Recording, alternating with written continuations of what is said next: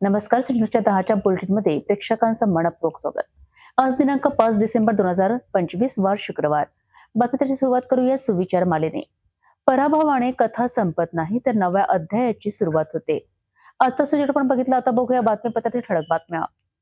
या हेडलाईन्सचे प्रायोजक आहेत बीटीपी यात्रा ग्रुप अमरावती.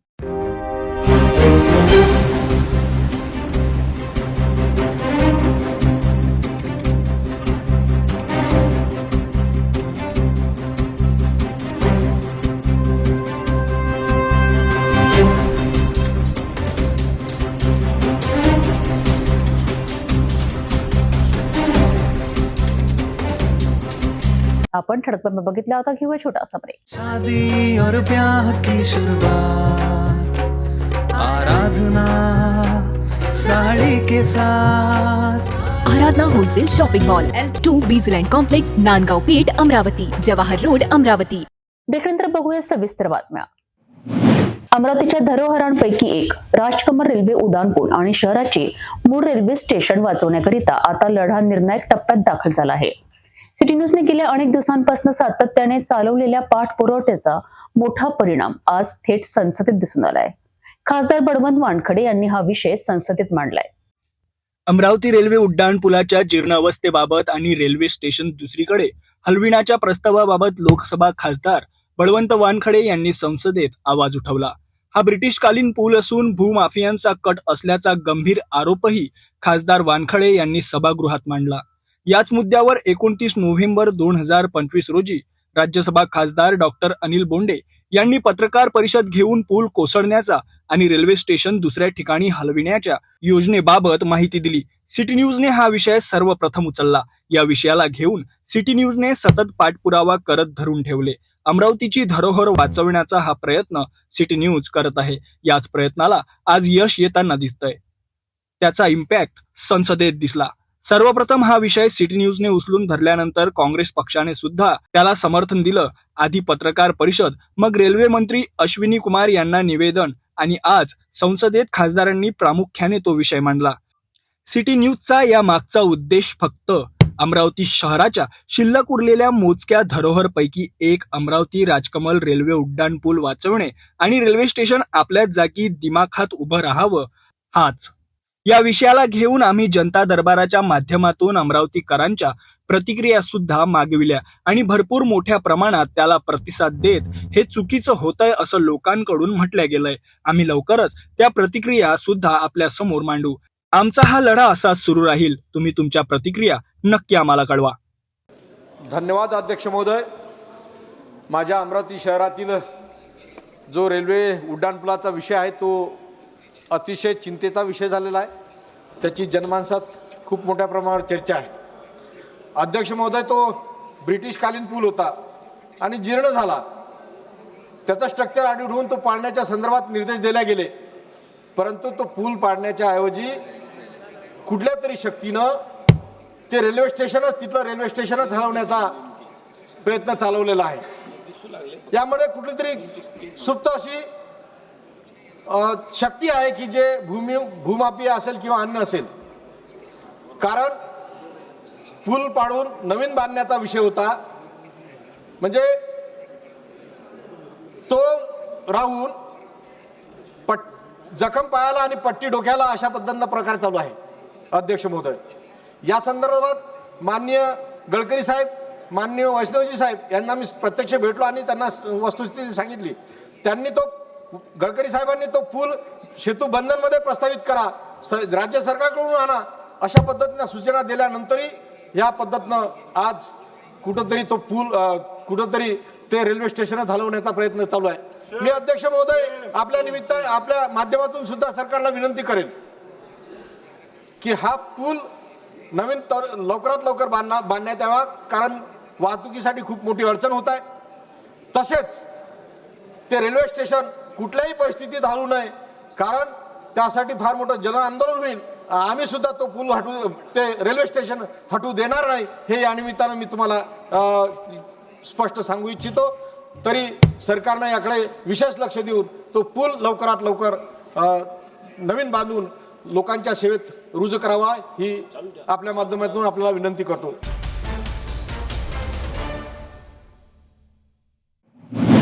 अमरावती मुंबई विमानसेवा पुन्हा एकदा बंद. गेल्या काही दिवसांपासून बेलोरा विमानतळ परिसरात गडद धुके व विजिबिलिटी कमी झाल्यामुळे अलायन्स एअरने तब्बल 15 दिवस उड्डाणे स्थगित करण्याचा निर्णय घेतला आहे.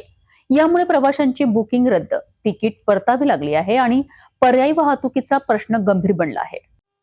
अमरावती मुंबई दरम्यानची हवाई सेवा आठवड्यातून 4 दिवस सुरू होती, परंतु सध्या बेलोरा विमानतळावर गडद धुंद आणि विजिबिलिटी अत्यल्प झाल्याने अलायन्स एअरने 4 डिसेंबर ते 15 डिसेंबर या 15 दिवसांसाठी उड्डाणे थांबविली आहेत. तात्काळ सेवा बंद झाल्याने प्रवाशांची मोठी गैरसोय झाली आहे. ट्रेनमध्ये जागा मिळत नाही, बसेसची तिकीट महागली आहेत आणि कामानिमित्त मुंबईला जाणाऱ्यांना पर्यायच उरलेला नाही. अलायन्स एअरने स्पष्ट केले आहे की व्हिजिबिलिटी अत्यंत कमी झाल्यास छोट्या विमानांचे उड्डाण धोकादायक असते. प्रवाशांच्या सुरक्षेसाठी उड्डाणे थांबविली आहेत. विमान कंपनीने नागरी उड्डयन मंत्रालय व MADC कडे तांत्रिक सुविधा वाढविण्याची मागणी केली आहे. सुविधा वाढल्या तर सेवा लवकरच सुरू करण्याची शक्यता आहे. केवळ अमरावतीच नव्हे तर नागपूर विमानतळावरही धुक्यामुळे अनेक फ्लाइट्स उशिराने सुरू आहेत. प्रवासी नागपूर मार्गे मुंबईला जाण्याचा पर्याय शोधत आहेत. राज्यसभा खासदार डॉक्टर अनिल बोंडे यांनी सांगितले की ही तात्पुरती अडचण आहे. तांत्रिक उपाययोजना सुरू आहेत आणि सेवा लवकरच पूर्ववत होईल. पण एक गोष्ट निश्चित, हवाई सेवा बंद झाल्याने विदर्भातील नागरिकांचे पर्याय आता आणखीनच कमी झाले आहेत. एकीकडे किती वर्षाच्या प्रतीक्षेनंतर सुरू झालेली ही विमानसेवा पुन्हा बंद पडते आहे आणि दुसरीकडे आदरणीय खासदार बोंडे हे रेल्वे स्टेशन विकून विकासाचं स्वप्न अमरावतीकरांना दाखवत आहेत.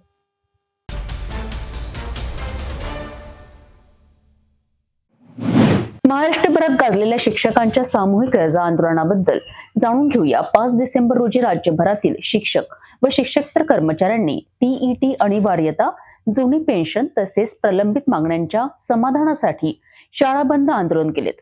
अमरावतीमध्येही या आंदोलनाला प्रचंड प्रतिसाद मिळाला आहे. 5 डिसेंबर 2025 रोजी महाराष्ट्रात प्राथमिक, माध्यमिक, उच्च माध्यमिक शिक्षक आणि शिक्षकेतर कर्मचाऱ्यांनी सामूहिक रजा घेऊन राज्यव्यापी शाळा बंद आंदोलन केलं. हे आंदोलन कोणालाही वेठीस धरण्यासाठी नव्हते, तर शिक्षण, शिक्षक आणि विद्यार्थ्यांशी संबंधित गंभीर प्रश्नांवर शासनाने सकारात्मक निर्णय घ्यावेत हा एकमेव उद्देश होता. या आंदोलनाचे मुख्य कारण म्हणजे शिक्षकांसाठी TET सक्ती, थांबविलेल्या पदोन्नती, जुनी पेन्शन योजना, संच मान्यता, शाळा बंद धोरण, शिक्षण सेवक योजना आणि शिक्षकेतर पदभरती यासह 15 महत्वपूर्ण मागण्या. शिक्षक व शिक्षकेतर संघटना समन्वय समितीच्या नोटिशीनुसार राज्यभरातील सर्व संघटना उत्स्फूर्तपणे या आंदोलनात सहभागी झाल्या. आज 5 डिसेंबर 2025 ला अमरावती जिल्ह्यातील सर्व शिक्षक संघटनेच्या वतीने माननीय सर्वोच्च न्यायालयाचा जो निर्णय आलेला आहे की सर्व शिक्षकांना TET सक्तीची, या विरोधामध्ये हे आमचं 1 दिवसीय शाळा बंद आंदोलन या ठिकाणी होते आहे. आमचं म्हणणं एवढंच आहे की आमची शिक्षकांची सेवा 20-25 वर्षाची झालेली आहे आणि ज्यावेळेस तो शिक्षक या सेवेमध्ये आलेला आहे त्यावेळेस त्याला जी पात्रता होती ती पात्रता पूर्ण करून तो या ठिकाणी आलेला आहे. मग 25-25, 30-30 वर्ष सेवा झाल्यानंतर आता TET सक्ती का, हा आमचा विषय आहे. आम्हाला TETची भीती नाही. TETचा शासन निर्णय हा ऑगस्ट 2013 ला आलेला आहे आणि 13 नंतर जी काही भरती प्रक्रिया झालेली आहे ती TET नुसारच झालेली आहे. मग आधीच्या शिक्षकांना TET सक्तीची कशी, हा आमचा प्रश्न आहे. या TET विरोधात शासनानं न्यायालयामध्ये पुढे लोक याची दाखल करावी आणि TET सक्ती मागे घ्यावी ही आमची या ठिकाणी मागणी आहे. आणि दुसरं आमची एक मागणी आहे, 15 मार्च 2024 शासन निर्णय संच मान्यतेचा हा शासन निर्णय अन्यायकारक आहे. गरिबाचं शिक्षण बंद करणारा आहे, गावातील शाळा बंद करणारा आहे. हा शासन निर्णय रद्द व्हायला पाहिजे ही सुद्धा आमची या ठिकाणी मागणी आहे. मुख्य मागण्या: प्राथमिक शिक्षकांसाठी TET अनिवार्यता रद्द करावी, TET प्रलंबित असल्यामुळे पदोन्नती प्रक्रिया तातडीने सुरू करावी, जुनी पेन्शन योजना पूर्ववत लागू करावी, कमी पटसंख्येच्या नावाखाली शाळा बंद करण्याचे धोरण रद्द करावे, शिक्षण सेवक योजना बंद करून नियमित शिक्षक भरती करावी, सर्व पदवीधर शिक्षकांना समान वेतन श्रेणी लागू करावी, शिक्षकेतर कर्मचाऱ्यांची बंद असलेली पदभरती सुरू करावी, BLO व अन्य ऑनलाईन ऑफलाईन गैर शैक्षणिक बंद करावीत, वसती शाळा शिक्षकांच्या सेवांना पहिल्या नियुक्तीपासून मान्यता द्यावी, ग्रामीण भागातील शिक्षकांसाठी निवासस्थानाची सोय करावी, नगरपालिका शिक्षकांच्या वेतनासाठी स्वतंत्र पथक स्थापन करावे, कंत्राटी शिक्षक धोरण रद्द करून नियमित नेमणुका कराव्यात, मंत्रालय स्तरावर त्रैमासिक बैठकांची व्यवस्था करावी, आंतरजिल्हा बदली तत्काळ सुरू करावी. अमरावतीमध्ये जिल्हाधिकारी कार्यालयासमोर आंदोलन करण्यासाठी शिक्षकांनी परवानगी मागितली होती. मात्र निवडणूक आचारसंहिता लागू असल्याचे कारण देत परवानगी नाकारण्यात आली. यानंतर शिक्षकांनी निषेध म्हणून औपचारिक रजा टाकून जिल्हाधिकारी कार्यालयासमोर मोठ्या संख्येने एकत्र येत जोरदार घोषणाबाजी केली आणि टीईटी अनिवार्यता रद्द करण्याची मागणी ठामपणे मांडली. या आंदोलनात विविध शिक्षक संघटनांसह हजारो शिक्षकांची उत्स्फूर्त उपस्थिती पाहायला मिळाली. शिक्षकांच्या म्हणण्यानुसार या मागण्या न्याय्य आहेत आणि शासनाने सकारात्मक भूमिका घेऊन तातडीने निर्णय घेतले नाही तर पुढील काळात अधिक तीव्र आंदोलनाचा इशारा त्यांनी दिला आहे. टीईटी परीक्षा आहे त्या संदर्भात आंदोलन आहे. टीईटीच्या विरोधात आम्ही सर्वजण एकजुटीनं सगळ्या संघटनांनी आंदोलन उभारलेलं आहे आणि शांततेच्या मार्गाने आंदोलन सुरू आहे. पण आमची समस्या अशी आहे की टीईटी ही एकदा होऊ नये, कारण प्रत्येक जण आज कोणती ना कोणती स्पर्धा परीक्षा देऊन या ठिकाणी पोहोचलेल्या आहेत. निवड मंडळ असो की टीईटी असो, या ठिकाणी टीईटीला फक्त विरोध आहे आणि 15 मार्च 2024चा पंचमान्यतेचा निर्णय जो आहे तो अतिशय शिक्षणासाठी दोन्हीसाठी घातक आहे. त्या शाळा वाचल्या पाहिजे, मराठी शाळा, त्यासाठी 15 मार्च 2024 मान्य नाही, त्यासाठी सुद्धा हे आंदोलन या ठिकाणी करण्यात आहे. इतरही मुद्दे आहेत ज्या ठिकाणी नगरपालिका महानगरपालिका यांच्यासाठी वेगळे पगार खाते असावे, नंतर शिक्षकांना राहण्यासाठी मुख्यालय असावं असं अनेक आंदोलन या ठिकाणी होतात.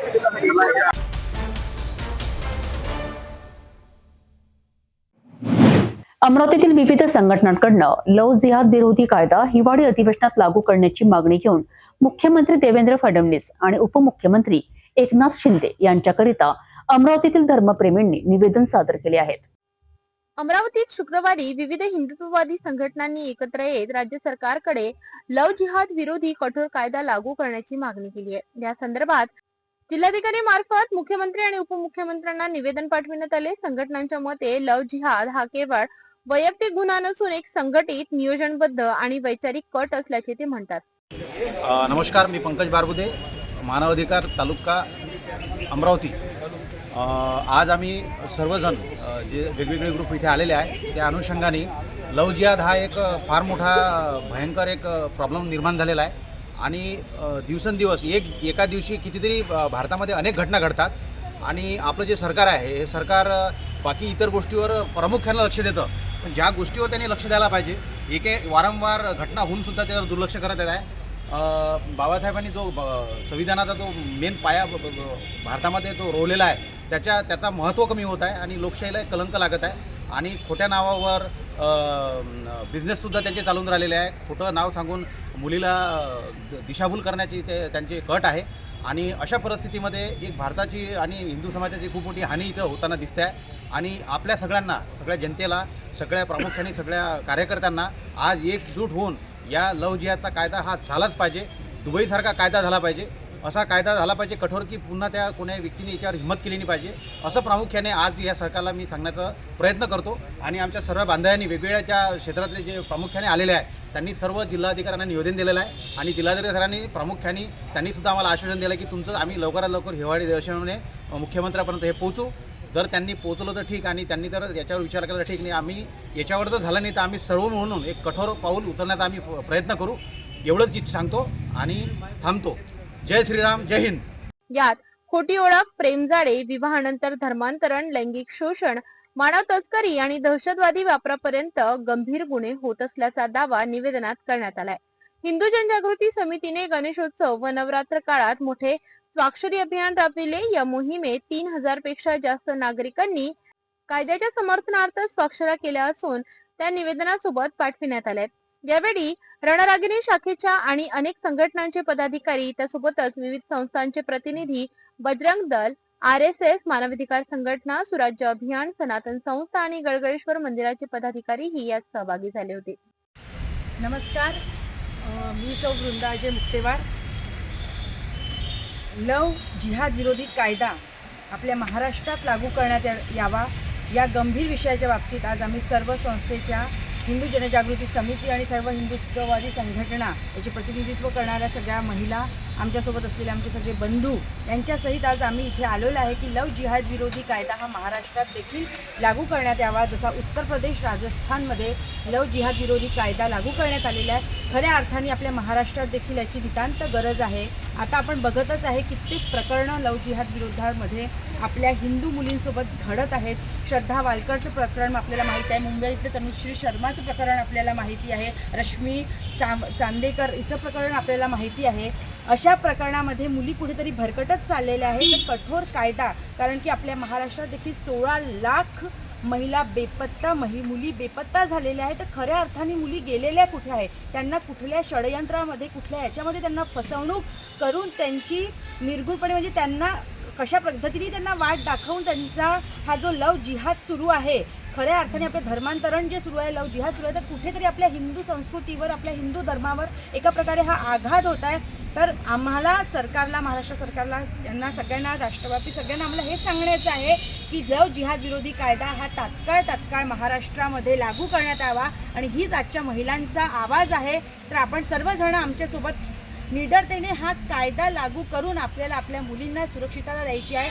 आपल्या ज्या मुली बेपत्ता झालेल्या आहे, खऱ्या अर्थाने त्यांचा शोध घेणं ही गरज आहे आणि आपल्याला यासाठी पाऊल उचलणं गरजेचं आहे. तर लव जिहाद विरोधी कायदा तात्काळ लागू करण्यात यावा ही विनंती. हा फक्त मुद्दा लव जिहादचाच आहे की बाकी पण आहे? कारण का हिंदू लोक पण आजकाल तुम्हाला माहीत आहे की आता काही दिवसा अगोदरच बलात्कार झालेला आहे 6 वर्ष 3 वर्षाच्या मुलींवर. तर लव जिहादवरच आहे की दुसरा पण काही मुद्दा घेऊन तुम्ही इलेक्शनमध्ये म्हणजे तुमचं जे पण आता आहे नागपूरला अधिवेशन त्यामध्ये तुम्ही प्रस्ताव मांडणार आहे? हा आम्ही मुद्दा फक्त लव जिहादच आहे? हां, निश्चितच आम्ही मुद्दा मांडणारच आहे. कारण की आज आपण बघत आहे की 3 वर्षांच्या मुलीवर देखील बलात्कार सारखे प्रकार ज्या काही घटना मुलींसोबत होत आहे.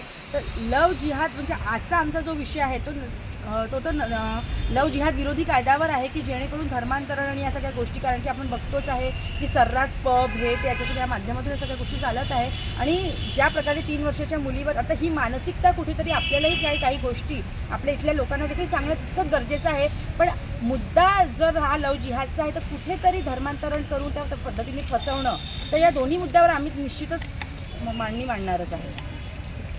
निवेदनातील प्रमुख मागण्या आहेत की उत्तर प्रदेश व राजस्थान प्रमाणे कठोर आजामीनपत्र आणि आजन्म कारावासाची तरतूद असलेला लव जिहाद विरोधी कायदा लागू करावा. विशेष पोलीस शाखा स्थापन करून या प्रकरणांची स्वतंत्र नोंदणी करावी. विदेशी निधी, बँक व्यवहार, तस्करी व संभाव्य दहशतवादी वापरांची तपासणी करावी. जबरदस्ती धर्मांतरणास प्रोत्साहन देणाऱ्या व्यक्ती व संस्थांवर कठोर कायदेशीर कारवाई करावी. अमरावतीतील नागरिकांच्या या मागणीवर सरकार हिवाळी अधिवेशनात कोणती भूमिका घेते याकडे आता राज्याचे लक्ष लागले आहे. नमस्कार, मी सौ अर्चना मावळे. आज जे इथे आम्ही जमलो आहोत कलेक्टर ऑफिसला, तर आम्ही सगळ्या महिला रणरागिणी शाखेकडनं आलेलो आहोत. आणि सतत ज्या होणाऱ्या घटना आहेत, तर ह्या लव जिहाद विरोधी जो कायदा व्हावा, सतत 3 वर्षापासनं आंदोलनं होत आहेत, सगळ्यांना निवेदनं देत आहोत. आणि सर्व प्रकारच्या जे हिंदू सकल भगिनी आहेत त्या सगळ्या भगिनी एकत्र येऊन हे कायदा व्हावा यासाठी विरोध करत आहेत. तर या हिवाळी अधिवेशनात हा कायदा व्हावा अशी आमच्या रणरागिणी शाखेच्या वतीने आम्ही समस्त हिंदूगण आम्ही अशी हे करतो की हा कायदा व्हावा म्हणून. शादी और ब्याह की शुरुआत, आराधना साड़ी के साथ. Aradhana wholesale shopping mall L2 Bijland complex Nandgaon Peth Amravati Jawahar road Amravati. ब्रेकनंतर बघूया सविस्तर बातम्या. मेळघाटातील कुपोषण आणि बालमृत्यू या गंभीर प्रश्नाचा आढावा घेण्याकरिता महाराष्ट्राचे आरोग्य प्रधान सचिव डॉक्टर निपुण विनायक यांनी मेळघाटाचा सविस्तर दौरा केलाय. उपकेंद्र, अंगणवाडी, रुग्णालय आणि पोषण पुनर्वसन केंद्राला भेट देत त्यांनी परिस्थितीची प्रत्यक्ष पाहणी केली आहे. मेळघाटातील कुपोषणाला रोखण्यासाठी सरकारने केलेल्या उपाययोजनांची प्रत्यक्ष अंमलबजावणी नेमकी कशी आहे हे पाहण्यासाठी डॉक्टर निपुण विनायक यांनी बिहाली उपकेंद्र, हरिसाल आणि लवादा येथील अंगणवाडी केंद्रांना भेट दिली. केंद्रातील कुपोषित बालकांवरील उपचार पद्धती, पोषण आहाराचे वितरण तसेच आई बाळ आरोग्य सुविधांची तपासणी त्यांनी केली. या पाहणी दौऱ्यावेळी मुख्य कार्यपालन अधिकारी संजिता मोहपत्रा, जिल्हा आरोग्य अधिकारी डॉक्टर आसोले, उपविभागीय अधिकारी सिद्धार्थ शुक्ला तसेच मोठ्या संख्येने अंगणवाडी सेविका, आशा स्वयंसेविका आणि आरोग्य विभागातील अधिकारी उपस्थित होते. उपविभागीय कार्यालयात आयोजित बैठकीत डॉक्टर विनायक यांनी आशा आणि अंगणवाडी सेविकांची भेट घेत संवाद साधला. कुपोषण नियंत्रणात येणाऱ्या अडचणी, मनुष्यबळाची कमतरता, पोषण आहार पुरवठ्यातील समस्या यावर खुली चर्चा झाली. मेळघाटातील कार्यरत सामाजिक कार्यकर्ते रामगोपाल मावसकर, श्रीचंद जांभेकर आणि हिरालाल मावसकर यांनी कुपोषणाच्या मूळ कारणांवर मुद्देसूद मत मांडले. स्थलांतरामुळे उद्भवणाऱ्या समस्या, आरोग्य सुविधातील अडथळे, शेतीची बोंबाट स्थिती आणि आरोग्य शिक्षणाचा अभाव हे मुद्दे त्यांनी अधोरेखित केले.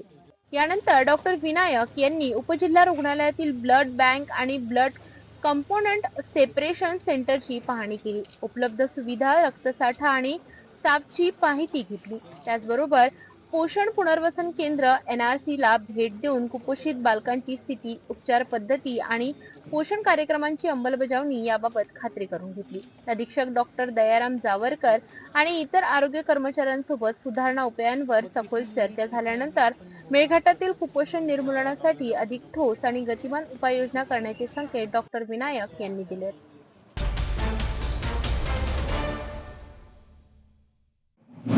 मातंग समाजाच्या स्वतंत्र आरक्षणाकरिता निघालेली ऐतिहासिक पायी पदयात्रा धामणगाव रेल्वे येथे दाखल झाली आहे आणि तिचे उत्स्फूर्त स्वागत करण्यात आले. अनेक दशकांपासून सामाजिक, आर्थिक आणि शैक्षणिक क्षेत्रात होत असलेल्या अन्यायाविरोधात आवाज उठवण्याकरिता ही पदयात्रा मुंबई ते नागपूर प्रवास करीत आहेत. लहुजी शक्ती सेनेचे संस्थापक अध्यक्ष विष्णुभाऊ कसबे यांच्या नेतृत्वात निघालेल्या या पदयात्रेने संपूर्ण महाराष्ट्रात जनसमर्थन मिळवले आहे. 12 डिसेंबरला नागपूर येथील हिवाळी अधिवेशनावर धडक देण्याची तयारी सुरू झाली आहे. बघूया याबाबत सविस्तर रिपोर्ट.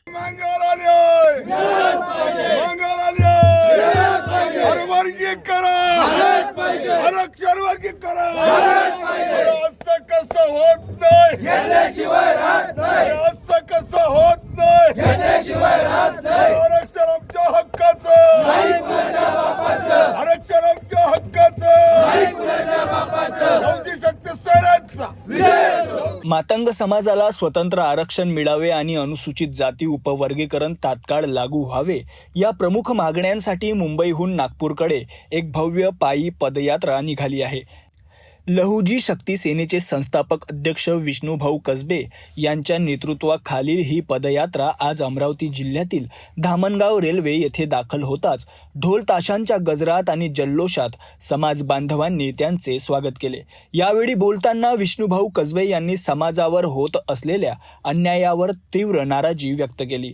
सामाजिक, शैक्षणिक आणि राजकीय क्षेत्रात संधी मिळत नसल्यामुळे समाज मुख्य प्रवाहापासून दूर असल्याचे त्यांनी सांगितले.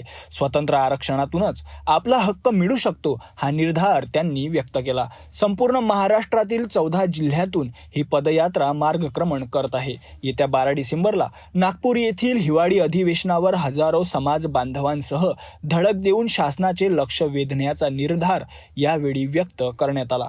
धामणगाव रेल्वेनंतर ही पदयात्रा आर्वी मार्गे नागपूरकडे कूच करेल. समाजाच्या हक्कांसाठी निघालेल्या या लढ्याला राज्यभरातून प्रचंड जनसमर्थन मिळत आहे. आज आपल्यासोबत लहुजी शक्ती सेनेचे संस्थापक अध्यक्ष विष्णुभाऊ कसबे हे जुन्या धामणगावला सध्या रात्री त्यांचा मुक्काम होता. विष्णुभाऊ कसबे गेल्या 2 तारखेपासून मुंबई ते नागपूर पदयात्रेसाठी निघाले आहे. प्रत्येक गावात 40 ते 50 किलोमीटरवर त्यांचा थांबा होत आहे आणि आज ते जुना धामणगाव येथे त्यांनी मुक्काम केला होता. आता पुढल्या पदयात्रेसाठी ते निघाले आहे आणि आपण त्यांच्यापासून जाणून घेऊया की भाऊ, आपण गेल्या 2 तारखेपासून पदयात्रेला निघाले आहे. आपला उद्देश काय आणि आपण प्रशासनाला काय सांगाल? दिनांक 2 नोव्हेंबरपासून सुरू झालेली राजधानी ते उपराजधानी या अशी महापदयात्रा, या पदयात्रेच्या माध्यमातून गेल्या अनेक वर्षापासून सातत्याने हा समाज रस्त्यावर येऊन आपल्या न्याय व हक्काच्या या ठिकाणी मागण्या करत असताना मात्र दुर्दैवाने या राज्यातलं आघाडी सरकार असो, महाविकास आघाडी सरकार असो, युती असो किंवा महायुती असो, या कोणत्याही सरकारने या शोषित पीडित आणि आरक्षणाच्या लाभापासून वंचित असलेल्या घटकाकडे कधी लक्ष दिलं नाही, त्यांचे कधी प्रश्न सोडवले नाही. अगदी सरतेशेवटी या देशाच्या सर्वोच्च न्यायालयाने 1 ऑगस्ट 2024 रोजी एक ऐतिहासिक निर्णय घेऊन या एकत्रित आरक्षणाच्या उपवर्गीकरणास त्यांनी मान्यता दिली.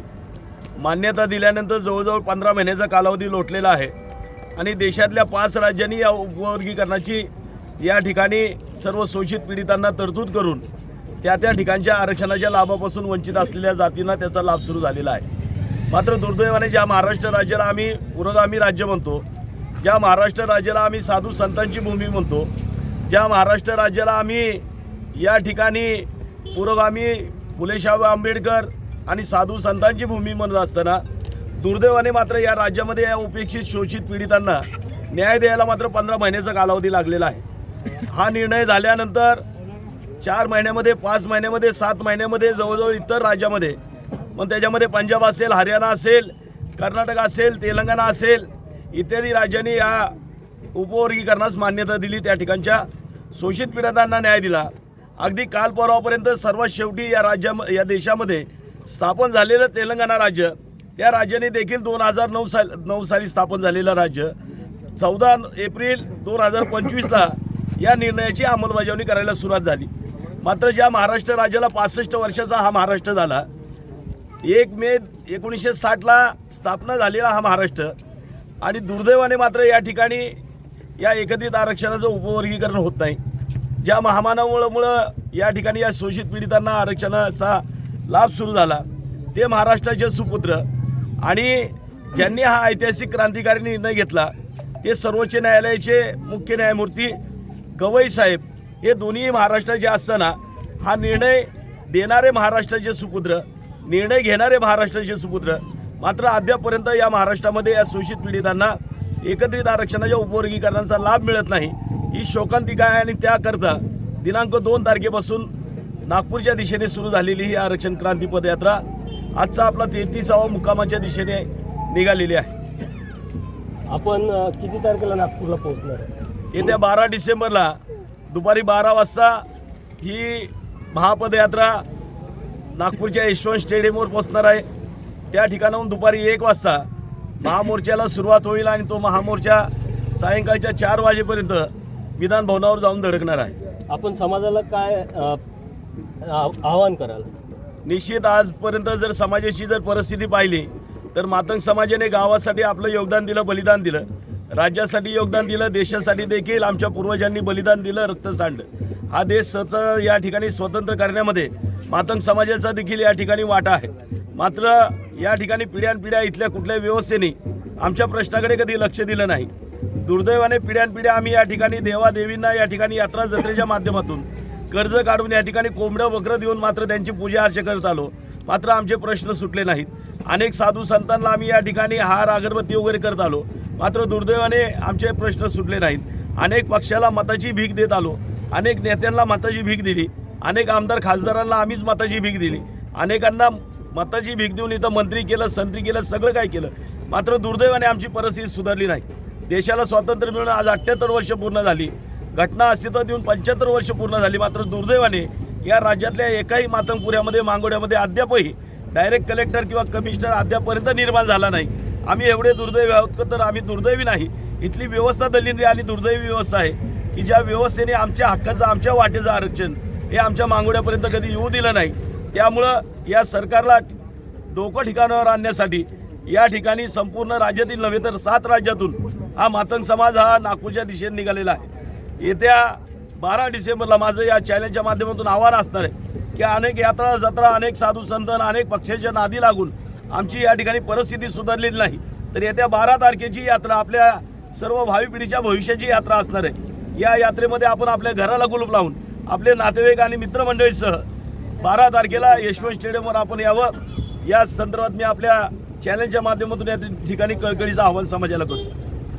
तर नक्की आपण बघू शकता की एवढी मोठी पदयात्रा भाऊच्या सोबत समाजातील लोक जुळलेले आहे आणि भाऊंचं असं म्हणणं आहे की प्रत्येक घरातून प्रत्येक स्त्री पुरुष लहान मोठे सर्वांनी येत्या 12 तारखेला नागपूरला अधिवेशनासाठी नक्की यावं, समाजाच्या हितासाठी नक्की यावं अशी भाऊंची विनंती आहे.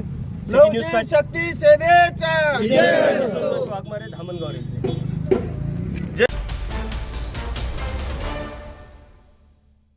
शादी और ब्याह की शुरुआत आराधना साड़ी के साथ. Aradhana wholesale shopping mall L2 Bijland complex Nandgaon Peth Amravati Jawahar road Amravati. ब्रेकनंतर बघूया सविस्तर बातम्या.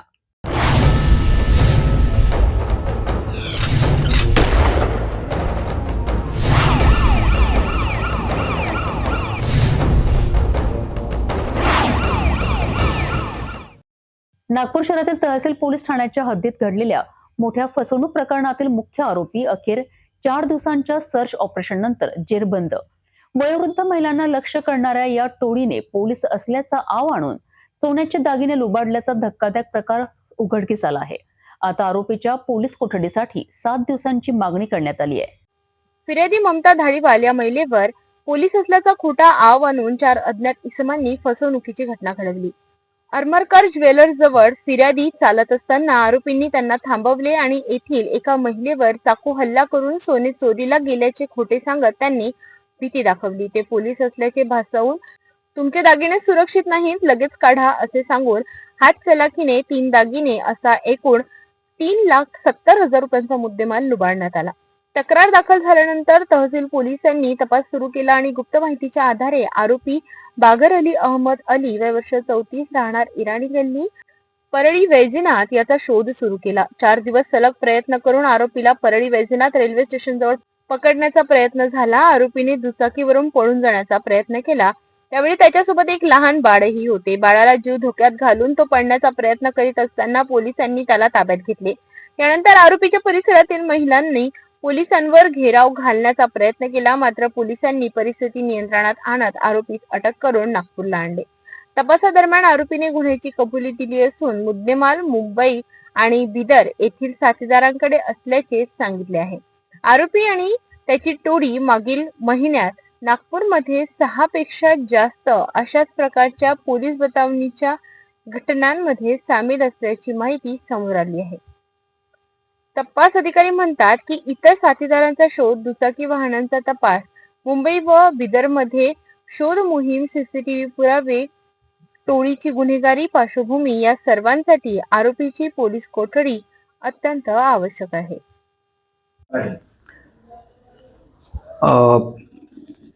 दिनांक 9/11/2025 रोजी नागपूर शहरामध्ये पोलीस असल्याची बतावणी करून, म्हणजे तोतया पोलीस असल्याची बतावणी करून एक 3 ते 4 ठिकाणी लोकांकडून दागिने आणि पैसे हिसकावून नेल्याची घटना घडली होती. ही बाब वरिष्ठ अधिकाऱ्यांनी अत्यंत गंभीरपणे घेतली होती. आदरणीय CP सर, आदरणीय जॉईंट CP सर, त्याचप्रमाणे आदरणीय नॉर्थ रिजन सर आणि DCP सर, ACP मॅडम, सगळ्यांच्या अशा स्पष्ट सूचना होत्या की सदरचा गुन्हा हा तात्काळ डिटेक्ट झाला पाहिजे. त्या अनुषंगाने पोलीस स्टेशन तहसील येथे अपराध क्रमांक 792/2025 कलम 319(2)(3)(5) भारतीय न्याय संहितेनुसार गुन्हा दाखल करण्यात आला होता. सदर गुन्ह्याचा तांत्रिक तपास करून यातील जे आरोपी आहे ते नेमके कुठे असतील, काय असतील याचा शोध घेऊन DB पथकाचे PSI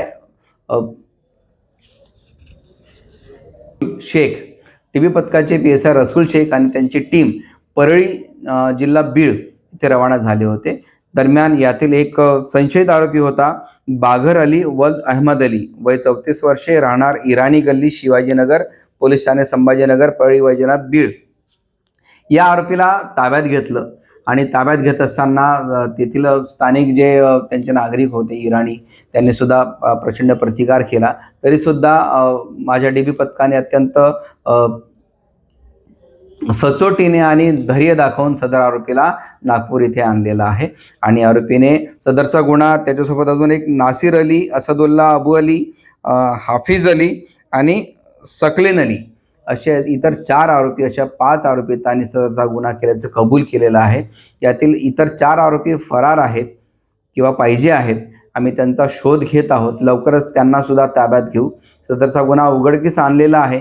यातील आरोपीचा आज आम्ही माननीय न्यायालयात हजर करून PCR मागत आहोत आणि इतर या आरोपीविरुद्ध अजून कुठे कुठे गुन्हे दाखल आहेत आणि हे गँगनी सदरचे कृत्य करते किंवा कसं, कारण आम्हाला अशी माहिती मिळालेली आहे सदर आरोपीचे संपूर्णपणे गँग सक्रिय असून आणि ती प्रत्येक शहरात जाऊन अशा वेगवेगळ्या प्रकारे कधी पोलीस आहे असं बतावणी करून वेगवेगळे कारणं सांगून नागरिकांना लुटण्याचं काम करते आणि तो मुद्देमाल सगळा एका राज्यातून दुसऱ्या राज्यात, दुसऱ्या राज्यातून तिसऱ्या राज्यात अशा प्रकारे त्याची विल्हेवाट लावत असतात. या तपासामध्ये आम्हाला भरपूर ठिकाणी जावं लागणार आहे. इतर जे आरोपी आहे ते सुद्धा आम्ही लवकरच ताब्यात घेऊ आणि नागपूर शहरात जे 4-5 गुन्हे घडलेले आहेत त्या सगळ्या गुन्ह्याचा नक्कीच आम्ही छडा लावू. बरोबर आहे. PSI रसूल यांनी सदर आरोपीला ताब्यात घेताना ते इराणी कुटुंब जो होतं ते पूर्ण त्यांचं गाव आहे त्या गावामध्ये त्याला ताब्यात घेत असताना अचानक त्या महिला ज्या आहे या महिलांनी घेराव करण्याचा प्रयत्न केला, परंतु PSI रसूल आणि त्यांच्यासोबत पाठवलेली टीम यांनी अत्यंत धैर्याने आणि शिताफीने त्यांच्यापासून त्यांच्या तावडीतून सुटका करून घेऊन त्या आरोपीला आणलेला आहे. त्या गाडीचं दार लावत असताना त्यांच्या पायाला इजा सुद्धा झालेली आहे.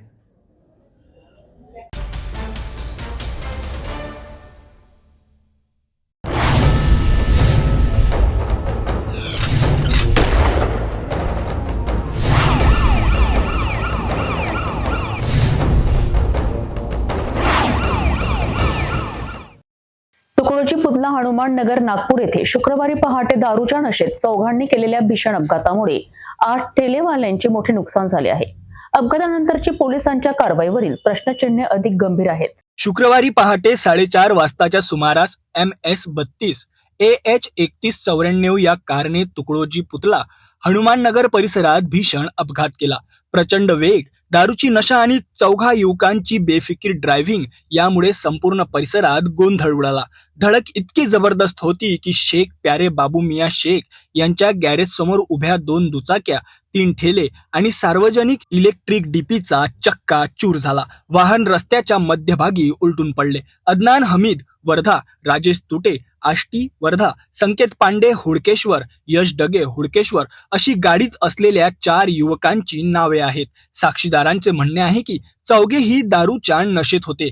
अपघातानंतर एक युवक मी मर्द आहे असे ओरडत पळण्याचा प्रयत्न करत असल्याचा व्हिडिओही समोर आला आहे. या परिसरात रोजच्या उपजीविकेसाठी उभे असलेल्या 8 ठेलेवाल्यांचे सर्वस्व उद्ध्वस्त झाले.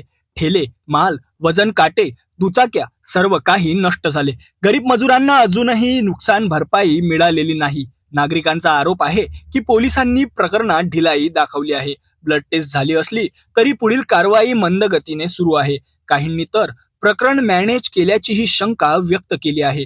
या प्रकरणात कायदेशीर कलम BNSच्या 281, 125, 84, 324 या धारा, मोटार वाहन कायद्याची 185 धारा आणि सार्वजनिक मालमत्ता हानी प्रतिबंधक कायद्याअंतर्गत गुन्हा दाखल करण्यात आलाय.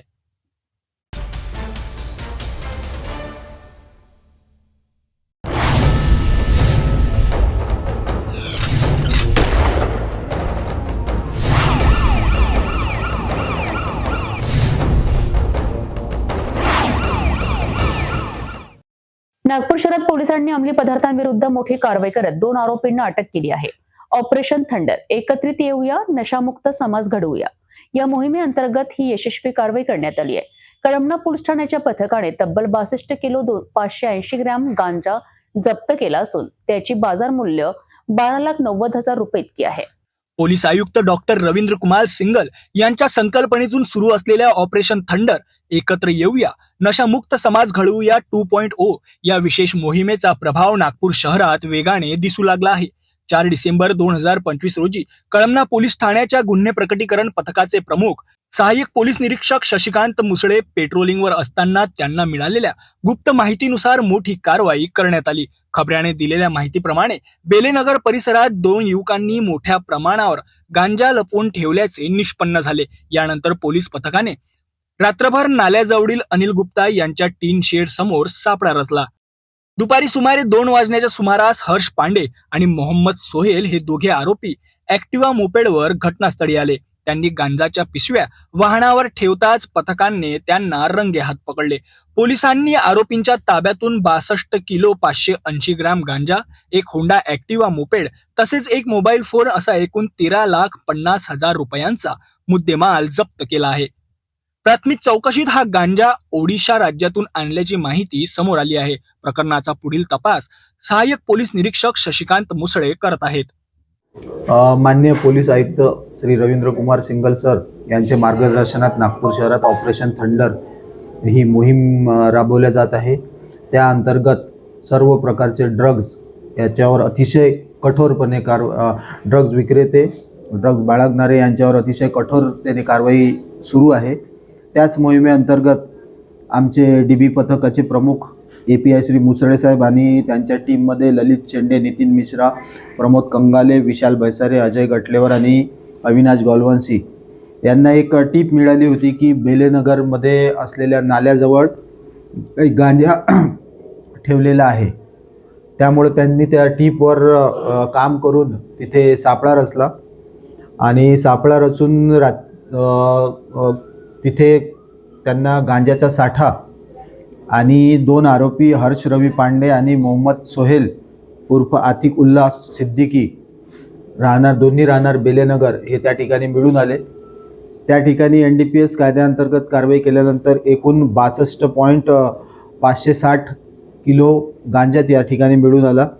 आरोपींच्या ताब्यातून तो संपूर्ण गांजा, एक 2 व्हीलर आणि एक मोबाईल असा एकूण 13,50,000 रुपयाचा मुद्देमाल आम्ही जप्त केला. आरोपींविरुद्ध NDPS कायद्याअंतर्गत गुन्हा दाखल करण्यात आलेला आहे. अधिक तपास सुरू आहे. आरोपींवर NDPS कायद्याअंतर्गत यापूर्वी गुन्हे नाही आहेत. पहिल्यांदाच ते या गांजाच्या व्यवसायात मिळून आलेले आहेत. आम्ही आता आमचं प्रत्येक ड्रग्जमध्ये ऑपरेशन थंडरनुसार आम्ही बॅकवर्ड आणि फॉरवर्ड लिंक या दोन्ही लिंकवर काम करतो आणि आमचे माननीय CP सर यांच्या मार्गदर्शनात बॅकवर्ड लिंकमध्ये पण आम्ही जाणार आणि फॉरवर्ड लिंक हा गांजा कुठे जाणार होता याचासुद्धा आम्ही तपास करणार आणि हा कुठून आणला होता याचासुद्धा अधिक तपास करणार आहे.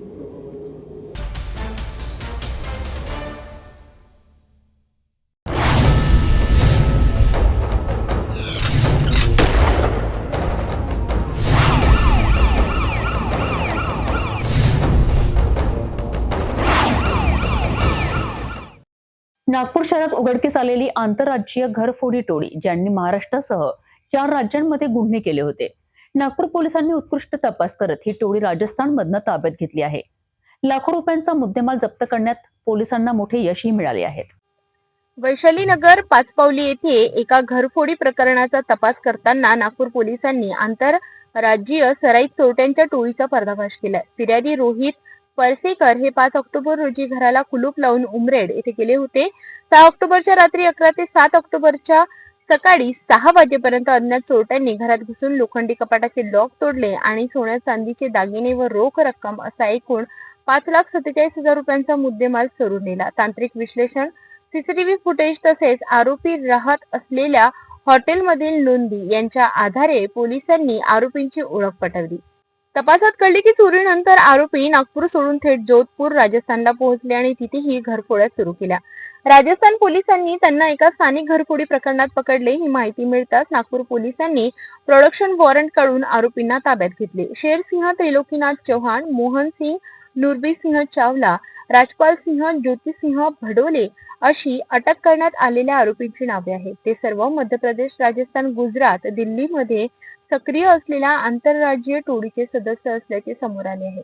तपासात सोन्याचे दागिने, 2 होंडा युनिकॉर्न मोटरसायकली मिळून एकूण 4,55,000 रुपयांचा माल हस्तगत करण्यात आलाय. आरोपींनी नागपूर, जळगाव, अमरावती येथे तसेच मध्य प्रदेश, राजस्थान व दिल्ली राज्यातही अनेक गुन्ह्यांची कबुली दिली आहे. त्यापैकी आरोपी राजपाल हा नागपूरच्या अनेक पोलीस स्टेशनला फरार आरोपी म्हणून नोंद आहे. आंतरराज्यीय टोळीला पकडण्यात नागपूर पोलिसांचे हे मोठे यश असून पुढील तपास सुरू आहे.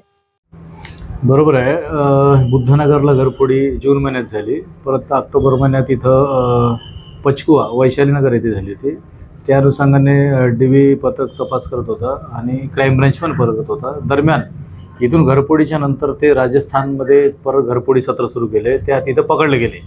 त्याच्या अनुषंगाने क्राईम ब्रँचचे नागपूर शहर अभिजित पाटील सर यांनी जे कोऑर्डिनेट करून जे आम्हाला माहिती दिली की इथं जे घरफोडी करणारे आरोपी तिथं जेलमध्ये अरेस्ट आहेत, जोधपूर सिटीत पकडले गेले. त्या पद्धतीने आमचे झोन 3 सरांनी सूचना दिल्याप्रमाणे, मार्गदर्शन केल्याप्रमाणे मान्य न्यायालयीन कारवाई, प्रोडक्शन वॉरंट सर्व आणि शासकीय वाहनासह आणि इथं जे झालेले पुरावे की ज्या बाहेर आउटरमध्ये राहायचं आणि ते घरफोडी करायचं, परत अशाच पद्धतीने ते करायचं, त्याचे पूर्ण पुरावे जमा केले. मान्य न्यायालयाकडून रीतसर कायदेशीर कारवाई केली. त्याच्यानंतर जोधपूर न्यायालयात जाऊन कारवाई करून घेतली. आरोपींना ताब्यात घेऊन विचारपूस केली असता इथं एक मोटरसायकल चोरी केली होती, ती पण ताब्यात घेतली, युनिकॉर्न. त्याच्यानंतर वैशालीनगरची घरफोडी जे काही चोरलेले आहे त्याच्यात मुद्देमाल सोबत आणखी काही 2 आरोपी फरार आहे.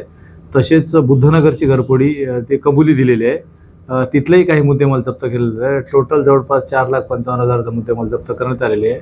ही कारवाई माननीय रवींद्र कुमार सिंगल, माननीय पोलीस आयुक्त तसेच सर्व वरिष्ठ अधिकारी यांच्या मार्गदर्शनात तपास केलेला असून याच्यात आणखी काही बेलतरोडी, इमामबाडा आणि अंबाझरी इथले पण घरफोडी गेल्याचे, त्या घरफोडीच्या गुन्ह्यात फरार असल्याचे निष्पन्न झालेले आहे.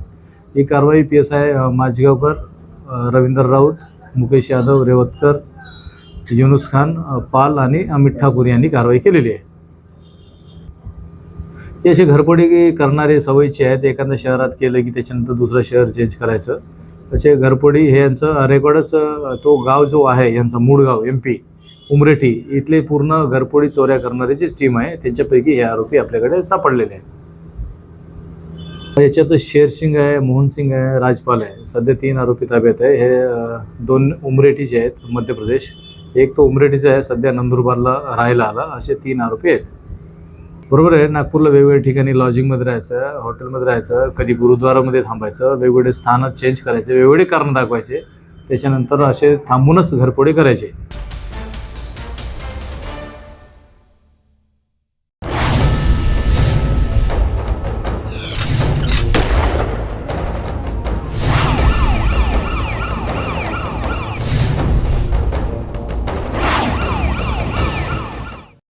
नागपूरच्या कळमना पोलीस स्टेशन हद्दीत उधारीच्या पैशावरनं तरुणाचा खून झाल्याची धक्कादायक घटना समोर आली आहे.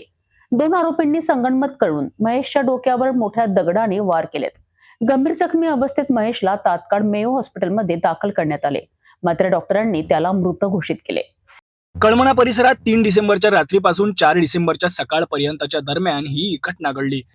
भरतवाडा येथील युवराज स्वामी आरा मशीन येथे काम करणाऱ्या महेश लतेलूराम डहारे याच्यावर 2 आरोपींनी मिळून प्राणघातक हल्ला केला.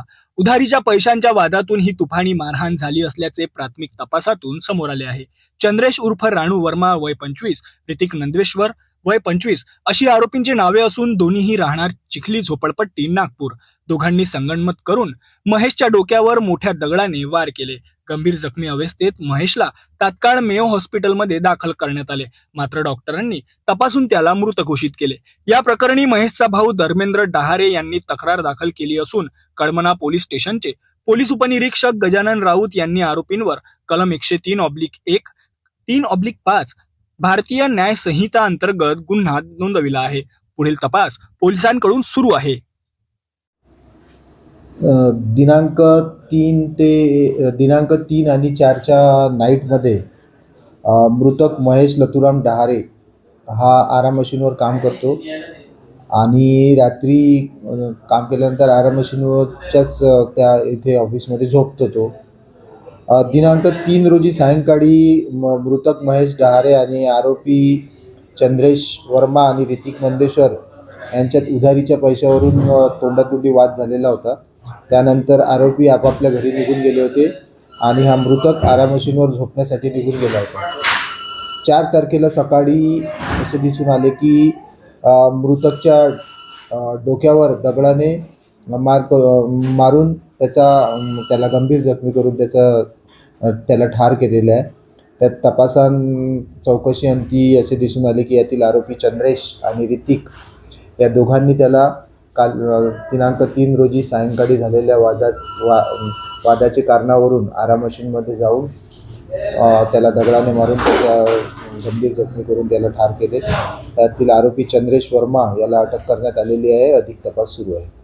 आरोपींचे रेकॉर्ड नाही आहे. उधारीचे पैसे होते. मृतकने त्यांच्याकडून उधार पैसे घेतले होते आणि देत नव्हता. त्यामुळे त्यांचा वाद झाला आणि त्यातून ही घटना घडलेली. शादी और ब्याह की शुरुआत आराधना साड़ी के साथ. Aradhana wholesale shopping mall L2 Bijland complex Nandgaon Peth Amravati Jawahar road Amravati. ब्रेकनंतर बघूया सविस्तर बातम्या. नांदेडमध्ये शुक्रवारी शिक्षकांनी आपल्या प्रलंबित मागण्यांकरिता आणि टीईटीची सक्ती रद्द करण्याच्या मागणीकरिता मोठा मोर्चा काढला आहे. जिल्ह्यातील विविध शाळांमधील शेकडो शिक्षकांनी एकत्रित येत जिल्हाधिकारी कार्यालयावर जोरदार निदर्शने केलीत. या मोर्चात कोणत्या प्रमुख मागण्या मांडण्यात आल्या आणि प्रशासनाकडून काय प्रतिसाद मिळालाय बघूया.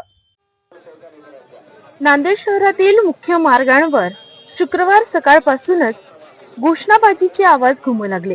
विविध शिक्षक संघटनांच्या नेतृत्वाखाली शेकडो शिक्षकांनी टीईटी म्हणजे टीचर एलिजिबिलिटी टेस्ट सक्तीच्या प्रस्तावित निर्णयांचा तीव्र विरोध करत जिल्हाधिकारी कार्यालयावर मोर्चा काढला. शिक्षकांच्या हातात टीईटी सक्ती मागे घ्या, शिक्षकांवरील प्रशासकीय ताण कमी करा, रिक्त पदांची भरती करा, वेतन श्रेणीतील विसंगती दूर करा अशा मागण्यांचे फलक होते. शिक्षक समाज समितीच्या वतीने यामध्ये प्रामुख्याने 1 सप्टेंबर 2025 टीईटीच्या संदर्भात निर्णय दिलेला आहे. त्या बाबतीत महाराष्ट्र सरकारने पुनर्विचार याचिका दाखल करावी. जो शिक्षकांना टीईटी उत्तीर्ण होण्याचा जो अनिवार्य निकाल दिलेला आहे, निर्णय दिलेला आहे, तो अन्यायकारक आहे अशी आमच्या सर्व शिक्षक मंडळांची भावना झालेली आहे. या निर्णयामुळे देशातील 20 लाख शिक्षक बाधित होत आहेत. राज्यातील 1.5 लाख शिक्षक बाधित होत आहेत. या व इतर मागण्यासाठी प्रचंड प्रमाणात मोर्चा संपूर्ण महाराष्ट्रामध्ये आयोजित केला आहे. त्याचाच एक भाग म्हणून नांदेडमध्ये सुद्धा आपण सर्वांनी पाहिलात, आपण त्याचं चित्रीकरण सुद्धा केलेलं आहे. त्याची तीव्रता किती शिक्षकांमध्ये पसरलेली आहे. म्हणून या बाबतीमध्ये शासनाने लवकरात लवकर या संदर्भात निर्णय घेऊन इतर ज्या मागण्या आहेत त्या मागण्यांच्या बाबतीमध्ये जुनी पेन्शन योजना लागू करावी, त्यानंतर शिक्षण सेवा योजना रद्द करावी आणि 15 मार्च 2024 जो शासन निर्णय संच मान्यतेचा तो रद्द करण्यात यावा. या प्रकारच्या 13 मागण्या आहेत. त्यामुळं या मोर्चाची तीव्रता लक्षात घेऊन शासनाचा निर्णय घ्यावा अशा प्रकारचे राज्यातील शिक्षक संघटनांच्या वतीने आम्ही विनंती करत आहोत. धन्यवाद. शिक्षकांचे म्हणणे आहे की विद्यमान सेवाधारक शिक्षकांवर पुन्हा टीईटी सक्ती लादणे हा अन्याय आहे.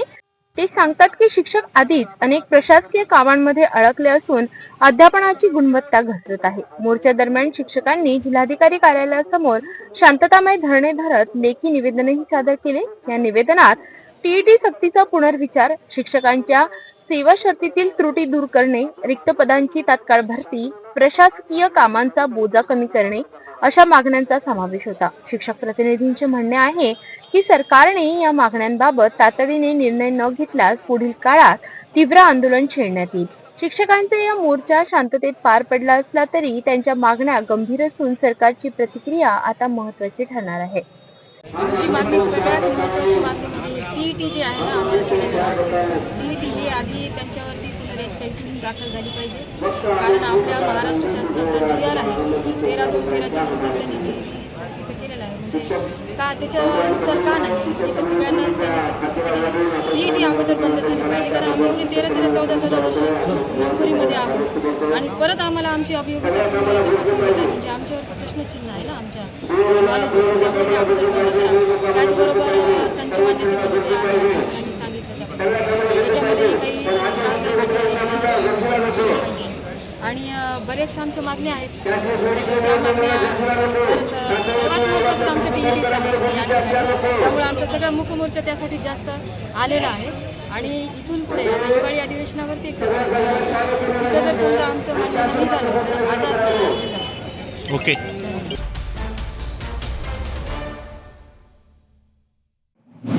यवतमाळ जिल्ह्यातील मारेगाव तालुक्यातून एक अतिशय हृदयद्रावक घटना समोर आली आहे.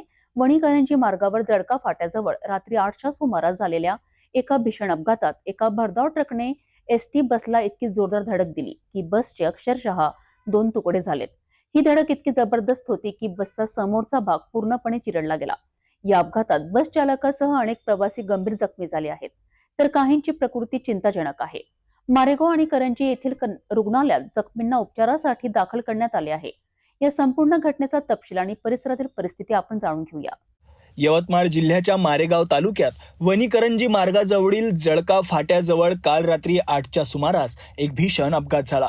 वनीहून करंजीकडे जाणारी एसटी बस आणि करंजीहून वणीच्या दिशेने येणारा भरधाव ट्रक यांच्यात ही जोरदार धडक झाली. ट्रकची धडक इतकी जबरदस्त होती की एसटी बसचे अक्षरशः 2 तुकडे झाले आणि समोरचा भाग पूर्णपणे निकामी झाला. हा अपघात इतका भीषण होता की घटनास्थळी एकच गोंधळ उडाला. अपघाताची माहिती मिळताच मारेगाव पोलीस पथक आणि रुग्णवाहिका तात्काळ दाखल झाले. स्थानिक ग्रामस्थांनीही माणुसकी दाखवत तातडीने बचाव कार्य सुरू केले आणि बसच्या अवशेषांमध्ये अडकलेल्या प्रवाशांना बाहेर काढण्यात मदत केली. या दुर्घटनेत बसचालकासह अनेक प्रवासी गंभीर जखमी झाले आहेत. प्राथमिक माहितीनुसार जखमी प्रवाशांना मारेगाव आणि करंजी येथील ग्रामीण रुग्णालयात उपचारासाठी हलविण्यात आले असून काही प्रवाशांची चिंताजनक प्रकृती आहे. या अपघातामुळे परिसरात मोठी खळबळ उडाली आहे. दरम्यान पोलिसांनी ट्रक चालकाला ताब्यात घेतले असून अपघाताचे नेमकं कारण शोधण्यासाठी तपास सुरू आहे. मात्र स्थानिकांनी या मार्गावरील वाढत्या अपघातांवर तातडीने उपाययोजना करण्याची मागणी वाहतूक विभागाकडे केली आहे.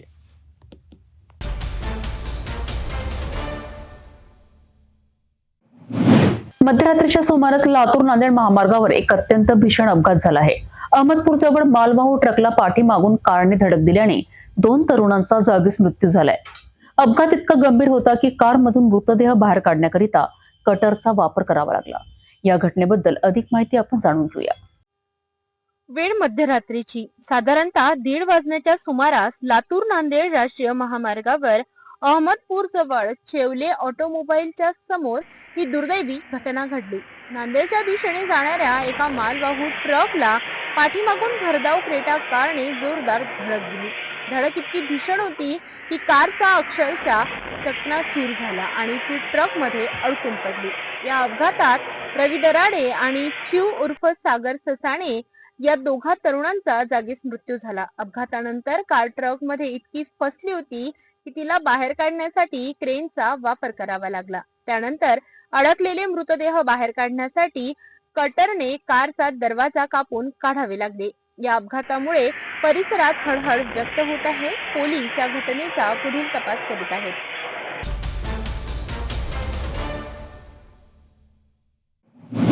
औसा तालुक्यात महाराष्ट्र सीलिंग कायद्याअंतर्गत सरकारकडे असलेल्या जमीन सर्वे नंबर 68/4 मध्ये वारसा फेरफाराचा गंभीर गैरव्यवहार समोर आला आहे.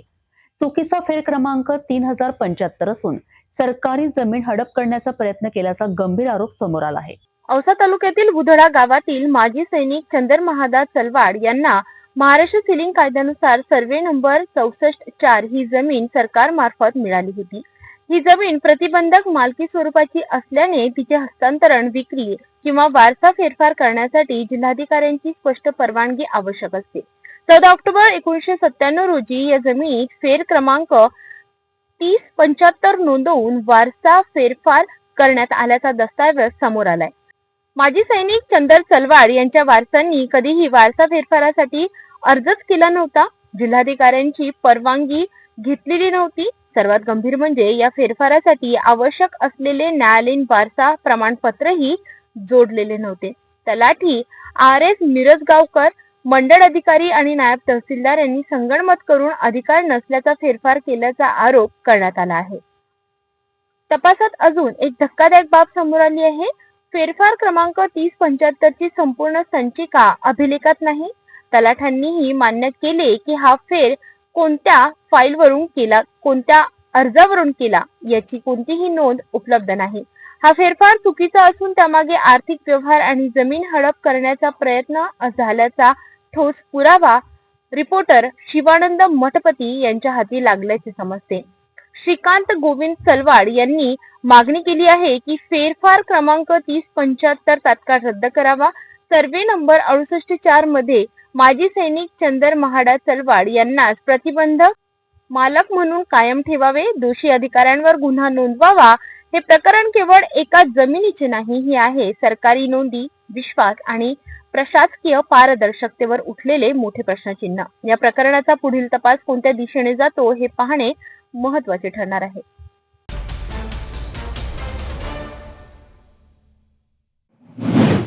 बुलढाणा जिल्ह्यातील मेहकर तालुक्यातील बाबुळखेड गट ग्रामपंचायतीने एक महत्त्वाचा आणि अनुकरणीय निर्णय घेतला आहे.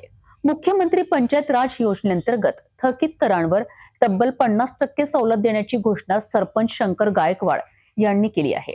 या निर्णयामुळे नागरिकांना मोठा दिलासा मिळणार आहे. बाबुळखेड गट ग्रामपंचायत, ज्यात बाबुळखेड आणि कोयाडी गावांचा समावेश आहे, यांनी नागरिकांसाठी मोठा दिलासा देत थकीत घरपट्टी आणि नळपट्टी करांवर 50% सूट जाहीर केली आहे. मुख्यमंत्री पंचायत राज योजनेच्या अंतर्गत ही सवलत देण्यात आली असून सरपंच शंकर गायकवाड यांच्या पुढाकाराने हा निर्णय घेण्यात आलाय.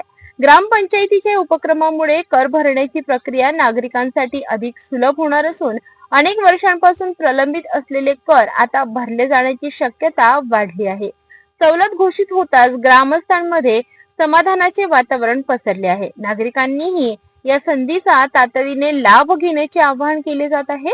ग्रामपंचायतीने दिलेल्या माहितीनुसार सवलत ठराविक कालावधीपर्यंतच लागू असणार आहे. त्यामुळे करदात्यांनी लवकरात लवकर ग्रामपंचायतीत संपर्क साधावा असेही प्रशासनाने स्पष्ट केले आहे.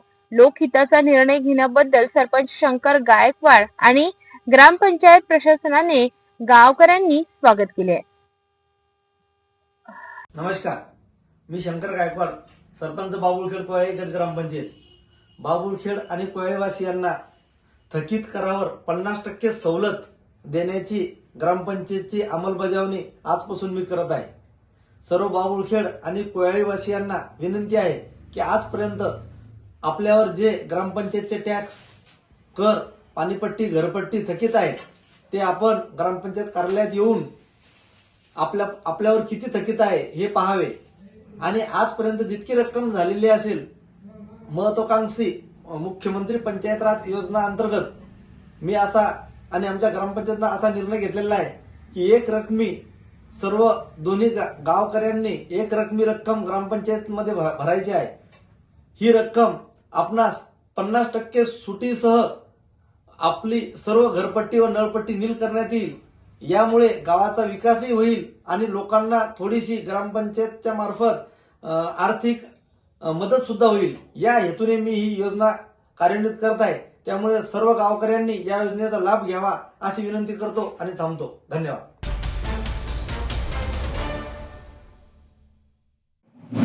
महाराष्ट्राच्या वाशिम जिल्ह्यातील मंगरुळपीर तालुक्यातील तरहाडा गावात श्री संत भायजी महाराजांच्या यात्रा महोत्सवात साजरा झाला राम भारत भेटीचा अविस्मरणीय सोहळा. आणि या सोहळ्याच्या सांगतेनंतर झाली अधर्म आणि असत्यावरच्या विजयाची घोषणा, जेव्हा रावण कुंभकर्णांचं दहन करण्यात आलं. ग्रामीण भागातील ही सर्वात जुनी आणि अत्यंत श्रद्धेची परंपरा कशी आहे बघूया या विशेष रिपोर्टमध्ये. महाराष्ट्राच्या वाशिम जिल्ह्यातील मंगरुळपीर तालुक्यातील तरहाडा गावात श्री संत भायजी महाराजांच्या यात्रा महोत्सवात साजरा झाला राम भरत भेटीचा अविस्मरणीय सोहळा. आणि या सोहळ्याच्या सांगतेनंतर झाली अधर्म आणि असत्यावरच्या विजयाची घोषणा, जेव्हा रावण कुंभकर्णाचं दहन करण्यात आलं. ग्रामीण भागातील ही सर्वात जुनी आणि अत्यंत श्रद्धेची परंपरा कशी आहे पाहूया या विशेष रिपोर्टमध्ये. मंगरुळपीर तालुक्यातील तरहाडा येथील श्री संत भायजी महाराजांचा यात्रा महोत्सव केवळ एक उत्सव नाही, तर 151 वर्षांची एक अमूल्य धार्मिक परंपरा. गेल्या 7 दिवसांपासून या गावात भक्ती आणि उत्साहाचं वातावरण अनुभवायला मिळत आहे. या यात्रेचा कळस होता अखेरचा दिवस. आज पहाटे 5 वाजता हजारो भाविकांच्या उपस्थितीत प्रभू रामचंद्र आणि भरत यांच्या भेटीचा तो अत्यंत भावनिक आणि ऐतिहासिक सोहळा पारंपरिक पद्धतीने पार पडला. श्रीराम आणि भरत यांच्या भेटीच्या या मंगलमय कार्यक्रमानंतर लगेचच रावणाचे आणि कुंभकर्णाचे भव्य पुतळे उभारले गेले आणि मग वाईटावर चांगल्याचा विजय दर्शवत या पुतळ्यांचं दहन करण्यात आलं. ही दहन परंपरा पाहण्यासाठी हजारो भाविकांनी प्रचंड गर्दी केली होती. ग्रामीण भागातील सर्वात जुनी धार्मिक परंपरा म्हणून ओळखल्या जाणाऱ्या तरहाडा यात्रेमुळे संपूर्ण परिसरात एक भक्तिभावाचं पवित्र वातावरण तयार झालं होतं. या यात्रेच्या सांगतेच्या दिवशी हजारो भाविकांनी महाप्रसादाचा लाभ घेतला आणि या 151 वर्षांच्या अद्भुत परंपरेचे साक्षीदार झाले.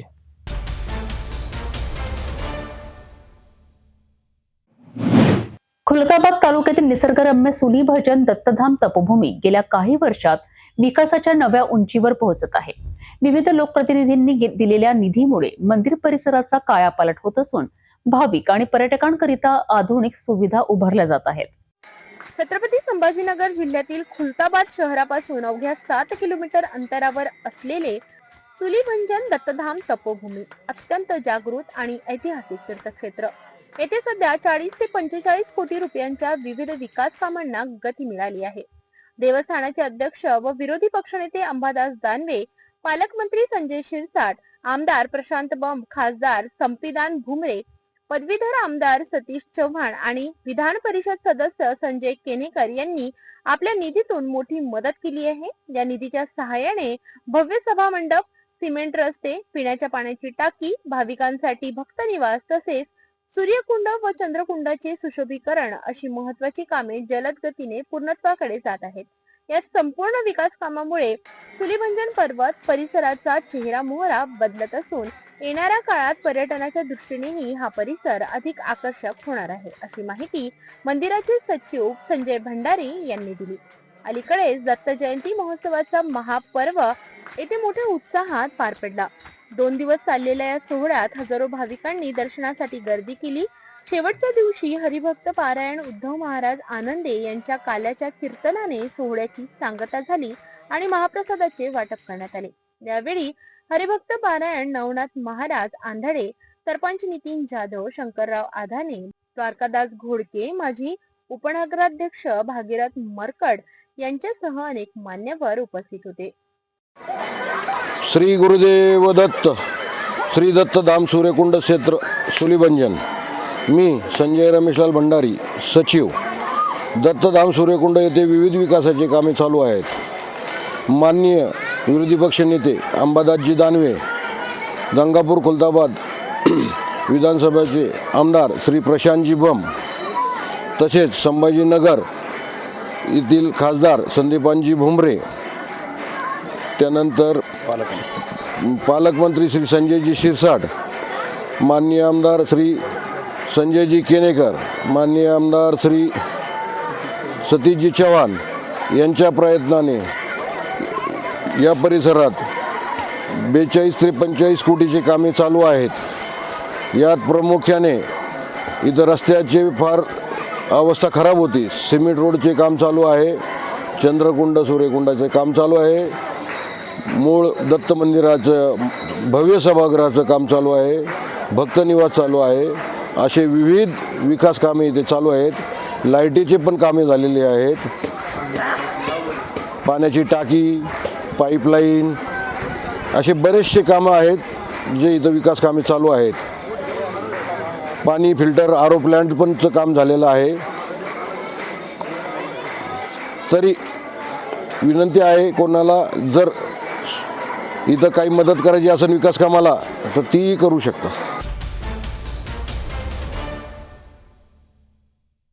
जाता जाता पुन्हा एकदा आजच्या ठळक बातम्या. या हेडलाईन्सचे प्रायोजक आहेत बीटीपी यात्रा ग्रुप अमरावती.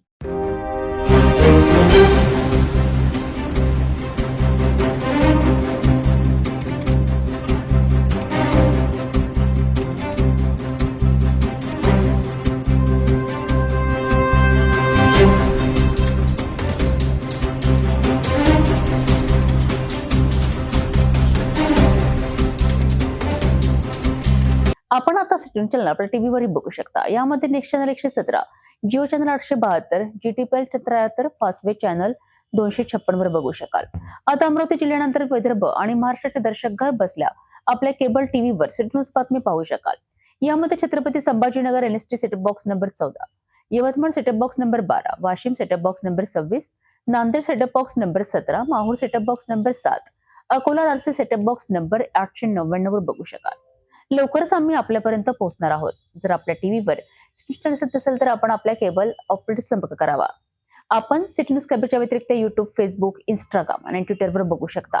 याकरिता सोशल मीडिया अकाउंट सबस्क्राईब करा, फॉलो करा, लाईक करा. युट्यूब अकाउंट सबस्क्राईब करण्याकरिता सबस्क्राईब बटनाला क्लिक करा आणि बेल आयकॉन दाबायला विसरू नका, कारण सतत समाचार आपल्यापर्यंत पोहोचणार आहेत.